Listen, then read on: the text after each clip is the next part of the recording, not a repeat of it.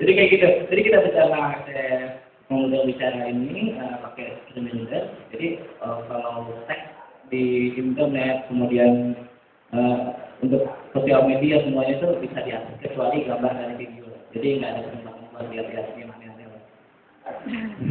Terus dengan ini juga akhirnya sudah ada pendidikan inklusi. Waktu itu kan pemerintah sudah untuk pendidikan ya pemerintah sudah mengeluarkan undang-undang mengenai tenaga kerja disabilitas itu Undang-Undang Nomor 4 tahun 1997 bahwa setiap perusahaan wajib menerima minimal 1% penyandang disabilitas dari total jumlah karyawannya. Tapi waktu itu mungkin nggak ada implementasinya karena pendidikan teman-teman disabilitas itu waktu itu kan masih apa ya, istilahnya kita dalam pendidikan juga nggak setara, kurikulumnya beda, kalau beda. Tapi dengan adanya pendidikan inklusif, pendidikan kita setara, jadi nggak ada, sebenarnya harusnya nggak ada lagi perusahaan-perusahaan yang menolak disabilitas untuk bekerja di perusahaannya.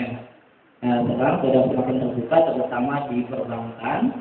Contohnya saya juga bekerja saat ini di sebuah bank asing yang jangan disebut yang namanya sebut saja Standard Chartered gitu.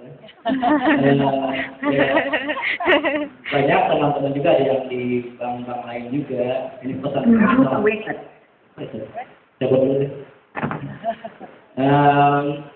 Jadi udah terbuka kesempatan kerja dan untuk salarinya juga lumayan ya.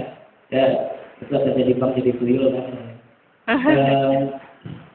Terus kalau untuk misalnya kita nggak bekerja di orang juga, banyak kesempatan kerja yang bisa kita buat sendiri. Contohnya menjadi seorang penulis, kemudian digital marketing, kemudian kita bisa usaha sendiri juga lewat blog dan sosial media, jadi seorang translator. Jadi banyak yang bisa dilakukan oleh penyandang disabilitas pada saat ini dengan bantuan alat teknologi.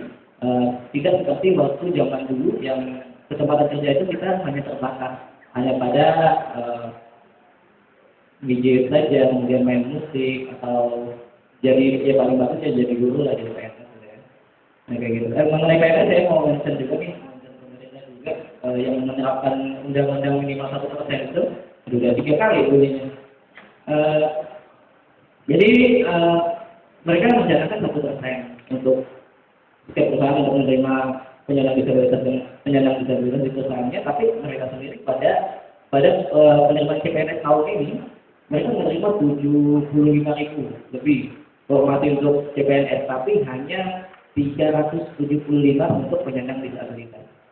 Itu berarti kurang dari 1%. Ya mudah-mudahan mereka mau buka undang-undang yang mereka buat sendiri, dan di sini mudah-mudahan kedepannya penyandang disabilitas itu bisa mendapatkan haknya dan bisa menjalankan kewajibannya sebagai warga negara Indonesia yang sama-sama membayar pajak.